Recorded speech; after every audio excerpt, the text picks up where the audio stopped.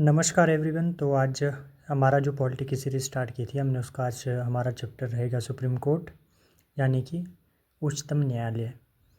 तो जैसा कि हम अमेरिका के संविधान में देखते हैं, जहाँ पर जैसे कि सेंटर के पास अलग कोर्ट होते हैं, स्टेट के अपने अलग कोर्ट होते हैं, ऐसा भारत में नहीं है। भारत में हमें एक इंटीग्रेटेड जुडिशियल सिस्टम देखने को मिलता है, और जो उसमें सबसे जो टॉप पे सुप्रीम कोर्ट है, उसके बाद हमारे हाई कोर्ट आते हैं, देन जो है फिर सबऑर्डिनेट कोर्ट आते हैं। इस तरह की हायरार्की हमें देखने को मिलती है।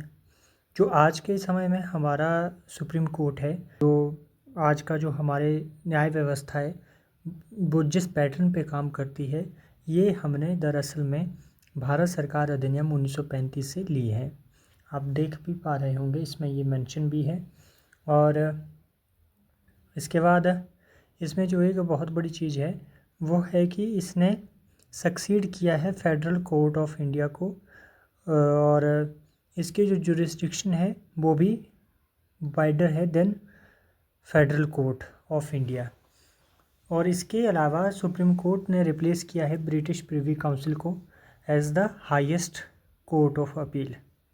अगर हम इसके कंपोजिशन की बात करें कि भारतीय संविधान के कौन से अनुच्छेद या भाग में हमें इसका वर्णन देखने को मिलता है, तो वो आर्टिकल 124 टू 147 और भाग 5 या पार्ट 5 ऑफ इंडियन कॉन्स्टिट्यूशन जो है वो डील करता है organization, independence, jurisdiction, powers, procedures and many more things. The parliament is authorized है इसको लेकर के, रेगुलेट करने को लेकर के, कि इससे संबंधित जो भी उच्चतम न्यायालय से संबंधित लॉ वगैरह है उनको फॉर्म कर सकती है। अगर हम देखिए कंपोजिशन की बात करें और अपॉइंटमेंट की बात करें, तो इस समय अगर हम जैसे एट प्रेजेंट सुप्रीम कोर्ट में जो है वो 34 जजेस हैं, जिसमें एक मुख्य न्यायाधीश है और 33 जो है वो अन्य जजेस हैं। अगर हम ओरिजिनली देखें तो जो सुप्रीम कोर्ट की स्ट्रेंथ थी वो 8 थी, जिसमें जो है वो चीफ जस्टिस भी आते थे। पार्लियामेंट ने इंक्रीज़ किया इस नंबर को 1956 में, जिसे बढ़ा करके 10 कर दिया, फिर 1960 में 13 कर दिया, फिर 1977 या 1977 में 17 कर दिया, फिर 1986 में जाकर के 25 किया। तो इस तरह से इसमें जो डेवलपमेंट हुई वो हमें देखने को मिलती है। अगर इसके अपॉइंटमेंट की बात करें हम, जजेस किस तरह से अपॉइंट होते हैं, तो जजेस की अपॉइंटमेंट जो है वो दरअसल में प्रेसिडेंट के द्वारा की जाती है, यानी कि उनको प्रेसिडेंट अपॉइंट करता है। चीफ जस्टिस जो है वो भी अपॉइंट किए जाते हैं प्रेसिडेंट के द्वारा आफ्टर कंसल्टेशन विद सच जजेस of the supreme court and high courts, या अगर उनको नेसेसरी लगता है तो। और जो दूसरे जजेस अपॉइंट होते हैं उसमें प्रेसिडेंट जो है वो कंसल्टेशन के, चीफ जस्टिस के साथ कंसल्टेशन के बाद जो है वो अपॉइंट करते हैं। The consultation with chief justice is obligatory in the case of appointment of जज अदर देन चीफ जस्टिस। अगर हम इस तरह इससे संबंधित कंट्रोवर्सी की बात करें तो सुप्रीम कोर्ट ने अलग अलग इंटरप्रिटेशन दी है कंसल्टेशन वर्ड की। जैसे कि जो फर्स्ट जज केस देखने को मिलता है 1981 में, उसमें कोर्ट ने बोला कि कंसल्टेशन का मतलब concurrence and it only implies exchange of views है। इसका मतलब सिर्फ सहमति से नहीं है, ये जो है वो एक्सचेंज ऑफ व्यूज़ है। फिर सेकंड जज केस आता है 1993 में, तब कोर्ट जो है वो रिवर्स कर देता है अपने डिसीजन को, और earlier ruling and change the meaning of word consultation to concurrence. Hence, it ruled that the advice tendered by the Chief Justice of India is binding on the President in matters of appointment of the judges of the Supreme Court. तो इस तरह की अपनी ही interpretation को बार बार इन्होंने खारिज किया। फिर उसके बाद क्या होता है, थर्ड केस आता है 1998 में। उसमें कंसल्टेशन प्रोसेस जो है उसको इन्होंने adopted by chief justice of India requires consultation of plurality जजेस, यानी कि इसमें जो बहुमत का हमें सिद्धांत एक तरह से देखने को मिलता है, यानी कि sole opinion of chief justice of India does not constitute the constitution consultation process. He she should consult a collegium of 4 senior most जजेस, यानी कि जो कोलेजियम सिस्टम हमें देखने को मिलता है उसमें जो 4 जजेस होंगे और 5वें जो भी उस चीफ जस्टिस होंगे, तो उनसे उनकी एड एंड एडवाइस पे काम होगा। तो इस तरह के प्रावधान हमें समय के साथ इसमें देखने को मिलते हैं। फिर आगे चल कर के जैसे हमें पता है कि जो 99th कॉन्स्टिट्यूशन अमेंडमेंट हुआ था उसमें 2014 में हमें न्यायिक नियुक्ति आयोग देखने को मिलता है, यानी कि नेशनल जुडिशियल अपॉइंटमेंट कमीशन की बात हमें देखने को मिलती है। तो जो कोलिजियम सिस्टम को रिप्लेस करने के बारे में था, तो इस तरह की डेवलपमेंट हुई। पर फिर बाद में क्या किया गया सुप्रीम कोर्ट के द्वारा कि जो NJAC जो था उसको 2015 में सुप्रीम कोर्ट ने जो है वो असंवैधानिक डिक्लेयर कर दिया और पुरानी कोलेजियम सिस्टम को ही बरकरार रखा। तो फिर ऐसा होता है कि 4th जजेस केस आता है 2015 में, और उसमें न्यायालय ने विचार केंद्र आर्थिक नई प्रणाली, यानी कि जो NJC जो है इसको ये बोल करके खारिज किया कि न्यायपालिका की स्वतंत्रता को ये प्रभावित करेगा। तो इस तरह की डेवलपमेंट इसमें देखने को मिलती है। अगर हम बात करें आगे, इसमें ये सब चीज़ें मेंशन्ड हैं। अगर हम अपॉइंटमेंट ऑफ चीफ जस्टिस की बात करें तो देखिए 1950 से 1973 तक ऐसा देखा जाता था कि जो सीनियर मोस्ट जजेस होता था उसे चीफ जस्टिस के तौर पर नियुक्त किया जाता था। पर 1973 में ये व्यवस्था जो है वो पलट गई, जब क्या हुआ कि AN रॉय को जो 3 सीनियर मोस्ट जजेस थे उनके ऊपर भारत का चीफ जस्टिस बना दिया जाता है। फिर दोबारा से क्या होता है 1977 में MU बेग जो सीनियर मोस्ट व्यक्ति थे बतौर मुख्य न्यायाधीश बना दिए जाते हैं। सरकार के इस निर्णय की स्वतंत्रता को जो सुप्रीम कोर्ट ने दूसरे न्यायाधीश मामले में कम किया। इसमें उच्चतम न्यायालय ने ये डिसीजन दिया कि उच्चतम न्यायालय के वरिष्ठतम न्यायाधीश को ही भारत का मुख्य न्यायाधीश होना चाहिए। तो इस तरह की इसमें डेवलपमेंट हमें वक्त के साथ देखने को मिलती है। अगर हम क्वालिफ़िकेशन, ओथ एंड सैलरीज़ की बात करें तो देखिए पहली चीज़ तो जज बनने के लिए जो है आपके पास आप जो है सिटीजन ऑफ इंडिया होने चाहिए, और यू और he she should have been a जज of a high court for 5 years, और he she should have been an advocate of high court for 10 years। तो इस तरह की ये शर्तें हैं इसमें। इसके अलावा इसमें एक और शर्त है कि should be distinguished jurist in opinion of the president. ये सिर्फ इस मामले में सुप्रीम कोर्ट में के मामले में, हाई कोर्ट में हमें ये देखने को नहीं मिलता है। इसके बाद जो भी ऊपर जो भी जैसे ये कंडीशंस बताई गई है इनके बारे में हमें संविधान में बिल्कुल भी प्रिस्क्राइब्ड मैनर में जैसे कि एज को लेकर के हो गया प्रावधान देखने को नहीं मिलते हैं जजेस के अपॉइंटमेंट से संबंधित।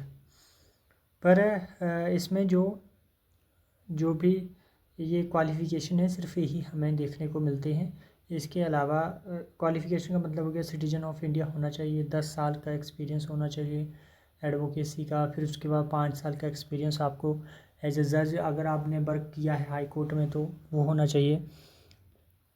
तो इस तरह की शर्तें हैं। ओथ और एफर्मेशन जो है शर्त वगैरह जो है वो प्रेसिडेंट के द्वारा जो है वो दिलाई जाती है।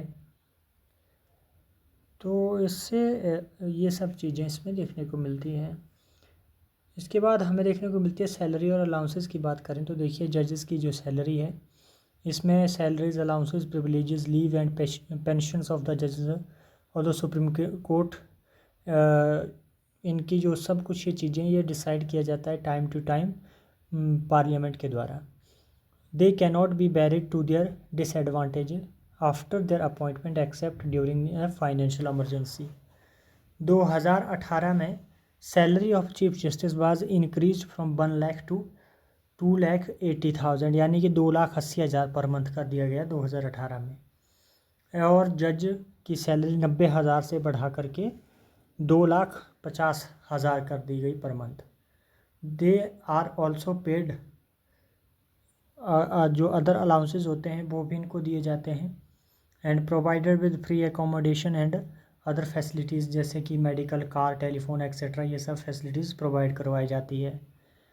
जो रिटायर्ड चीफ जस्टिस एंड जजेस होते हैं उनको 50% दिया जाता है of their last drawn salary as a monthly pension.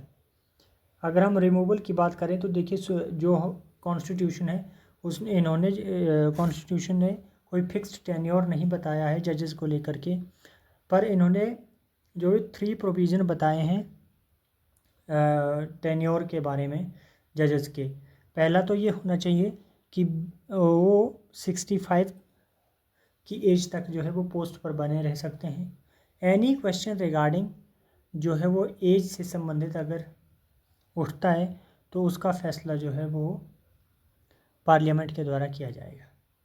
फिर he she can resign from his office by writing to president. President को लिख करके जो है वो कोई जज जो है वो अपना इस्तीफ़ा दे सकता है। इसके अलावा जो ऑफिस जैसे कि he she can be removed from his office by the president on the recommendation of parliament. तो इसके लिए भी जो इम्पीचमेंट चलता है एक तरह का, वो इसका पूरा एक अलग प्रोसीजर है जिसे हम आगे से आगे देखेंगे। अगर हम रिमूवल ऑफ जजेस की बात करें तो जो सुप्रीम कोर्ट के जजेस होते हैं उनको हटाने के, अगर उनको उनके पद से हटाना हो तो उसके लिए संसद द्वारा उसी जैसे कि मान लीजिए कोई जजेस हैं, जैसे कि हमने ये भी यशवंत खन्ना का केस देखा था, तो उस सिनेरियो में प्रेसिडेंट जो है वो इशू करता है removal order after an address by parliament has been presented to him her in the same session for such removal. Address जो होता है must be supported by special majority of each house of parliament, और each house का मतलब majority of not less than 2/3 of the members of that house present and voting. The grounds of removals are two proved misbehaviour और incapacity. ये सिर्फ 2 कारण बताए हुए हैं। जज inquiry act 1968 regulates the procedure relating to removal of the जज of the supreme court by process of impeachment. अगर हम रिमूवल मोशन की बात करें तो वो 100 मेंबर्स जो हैं वो लोकसभा से उसको साइन करें और 50 मेंबर जो है वो राज्यसभा से साइन करें। उसके बाद वह स्पीकर को दिया जाता है।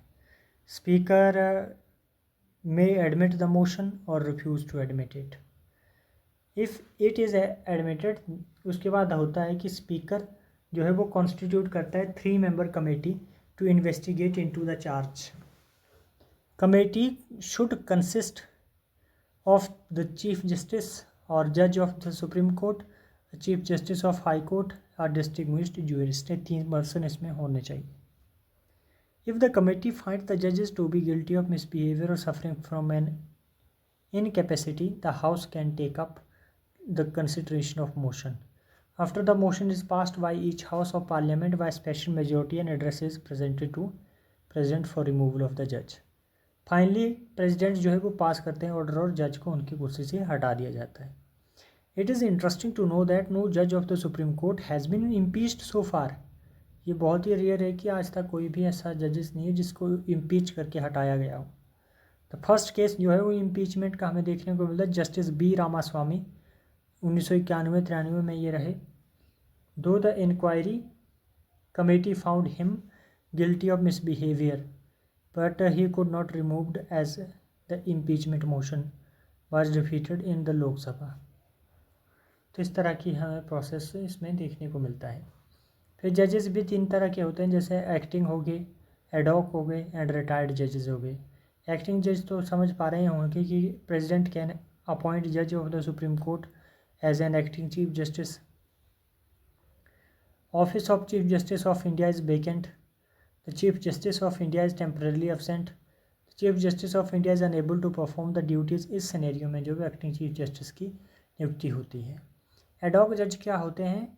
जहाँ पर लैक ऑफ कॉरम की सिचुएशन जनरेट हो जाती है या कॉरम को पूरा करने में स्थायी न्यायाधीशों की संख्या कम हो रही हो, तो फिर भारत का जो मुख्य न्यायाधीश होता है वो किसी हाई कोर्ट के किसी न्यायाधीश को जो है वो टेम्परेरी बेस पर सुप्रीम कोर्ट में एडॉक जज की नियुक्ति दे सकता है।